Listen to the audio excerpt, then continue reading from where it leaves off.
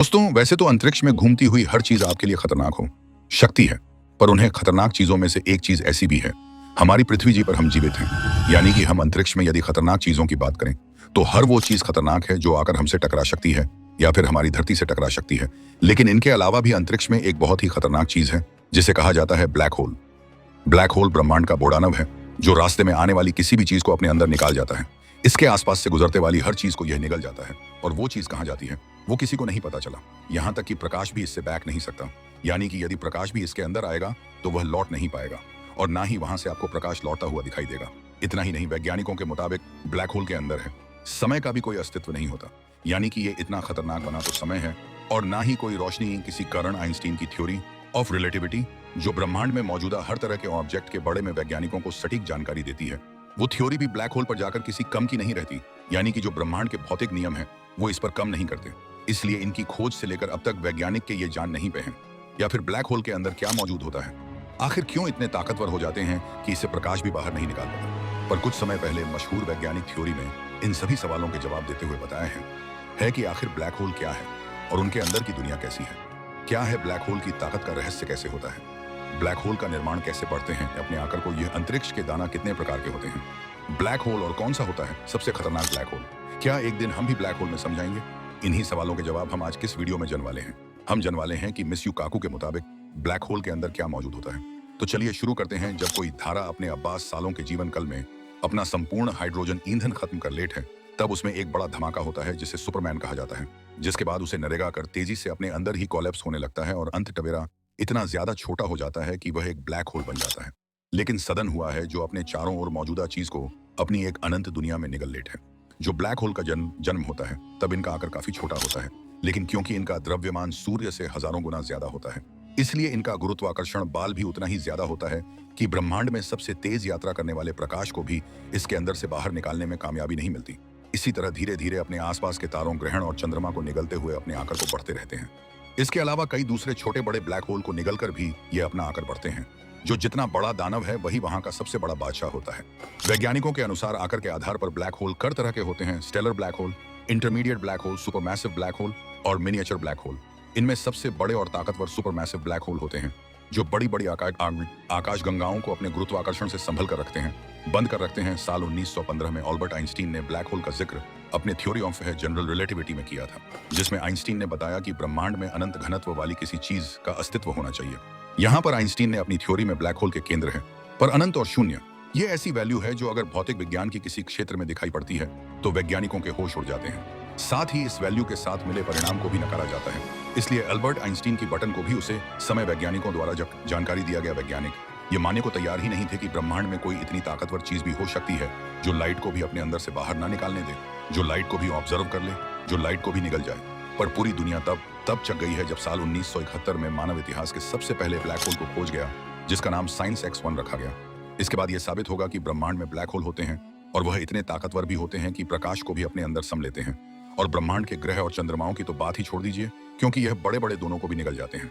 इसके बाद से ही ब्लैक होल पर लगातार कई रिसर्च हुई और हमें ब्लैक होल के बड़े में काफी कुछ जन को मिला।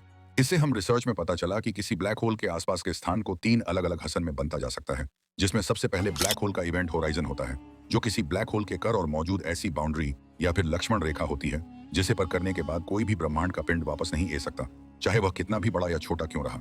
इसके बाद ब्लैक होल का दूसरा हिस्सा होता है जिसे फोटोन स्पेयर कहते हैं, जो ब्लैक होल के चारों ओर एवं होराइजन के बाद मौजूद ऐसा स्थान होता है या इवेंट होराइजन को बाहर करके ब्लैक होल के अंदर जाने वाला पदार्थ है, उसके चारों ओर घूमने के टपन है।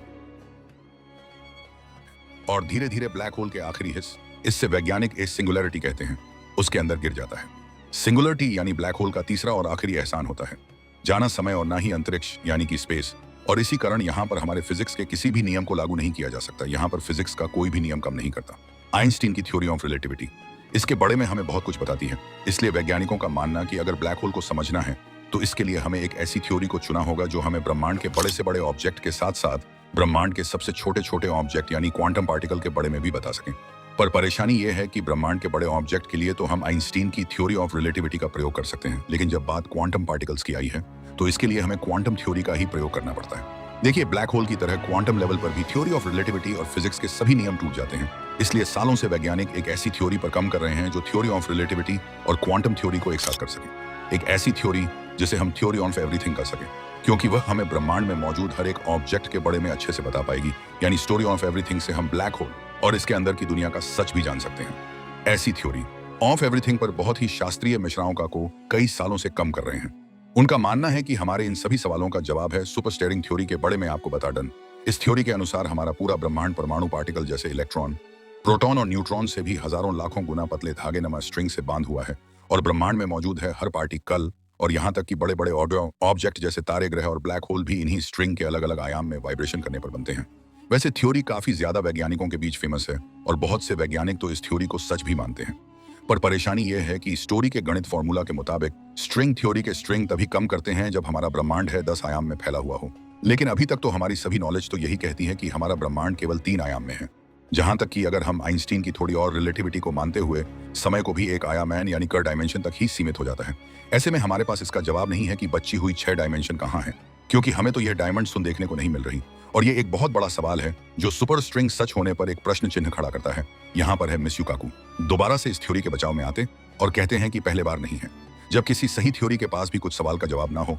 इतिहास गवाह है, आज हम जिन थ्योरी को सही मानते हैं उनमें भी कई ऐसे सवाल हैं जिनका जवाब वो थियरीज आज तक नहीं दे पाए हैं। उदाहरण के लिए महान वैज्ञानिक अल्बर्ट आइंस्टीन की थ्योरी रिलेटिविटी अभी है जवाब नहीं दे पाती है कि परमाणु पार्टिकल से भौतिक के नियमों का पालन को क्यों नहीं करते। इसके अलावा सबसे बड़ा उदाहरण तो हमने थोड़ी देर पहले ही देखा है कि एटोरी ब्लैक होल के बारे में कुछ भी नहीं बता पाती। और सिर्फ यही नहीं बल्कि अगर विज्ञान जगत की सबसे ज्यादा प्रसिद्ध है और विश्वसनीय थ्योरी बिग बैंग को भी देखा जाए तो केवल यही बताती है कि ब्रह्मांड का निर्माण एक बड़े धमाके से हुआ, लेकिन वह दम का किस वजह से हुआ। या फिर सबसे बड़ा सवाल है छोटा सा बिंदु कहां से आया जिसमें है पूरा ब्रह्मांड समय हुआ था। और उससे भी बड़ी बात है जब समय ही नहीं था तो फिर घटना कैसी घाट सकती है, जैसे समाज है, जिनका जवाब बिग बैंग थ्योरी के पास भी नहीं है। ऐसे में कोई नई बात नहीं की थ्योरी ऑफ एवरीथिंग कहीं जान वाली सुपर स्ट्रिंग थ्योरी के पास है। यह जवाब नहीं है कि 10 डायमेंशन ने हम क्यों दिखाई नहीं देती। मिशिकाकू का कहना है कि स्ट्रिंग थ्योरी के मुताबिक है शायद हमारी यूनिवर्सल 2 बड़े दूसरे यूनिवर्स के बीच हुई टक्कर से बना है। इसके अलावा कई बार तो स्ट्रिंग थ्योरी की मदद से ब्लैक होल को समझते हुए मिस्यू का आपको कहते हैं कि हमारा ब्रह्मांड एक ब्लैक होल के अंदर मौजूद है जो शायद किसी और दूसरे ब्रह्मांड में मौजूद है और जिन्हें ब्लैक होल को हम अपने ब्रह्मांड में देख रहे हैं। मैं कोई ब्लैक होल नहीं बल्कि एक जो हमारे ब्रह्मांड और दूसरे ब्रह्मांड को एक साथ जोड़ने हैं। मिशिकाको की थ्योरी एक बार बहुत से वैज्ञानिक यकीन करते हैं, पर अगर यह सच भी है तब भी हम इसके बड़े में शायद कभी नहीं जान पाएंगे, क्योंकि अगर हमें उसे दूसरे ब्रह्मांड को देखना है जिसमें हम ब्लैक होल के अंदर हमारा ब्रह्मांड मौजूद है तो हमें अपने ब्रह्मांड के ब्लैक होल के अंदर जाना होगा जिन दोनों परमाणु को एक फूल की तरह कनेक्ट करते हैं। पर अभी तक इन ढोल पर की गई रिसर्च में हमें यह तो समझ में आ गया है कि एक जीवित इंसान के लिए ब्लैक होल के अंदर जाना संभव नहीं। निकटठुरी की सच्चाई हम कभी नहीं जान पाएंगे। विश्व शायद आपके माँ में भी कभी ना कभी यह सवाल तो जरूर आया होगा कि क्या होगा अगर हम ब्लैक होल के अंदर स्पेस काफी तरह अपने किसी एडवांस स्पेस कार्ड को भेजें जो हमें इसके अंदर जाकर इसकी जानकारी भेज सके ताकि हम ब्लैक होल के अंदर ही की दुनिया देख सके। वैसे सुनने में काफी अच्छा आइडिया लगता है, लेकिन शायद आपने थोड़ी देर पहले मेरी बात पर ध्यान नहीं दिया। तो ब्लैक होल एक ऐसी जगह है जहां की ग्रेविटी इतनी ज्यादा है कि वह अपने अंदर आने वाले हर चीज को पहले परमाणु में तोड़ देती है। जैसे कि कोई चीज है इवेंट होराइजन को पार करती है तभी वह परमाणु में टूटकर है ब्लैक होल के फोटोनोस्फीयर में घूमने लगती है और धीरे धीरे ब्लैक होल की अनंत सिंगुलैरिटी की दुनिया में चली जाती है जहां से कोई भी फॉर्मेशन है ये लाइट कभी बाहर नहीं आई।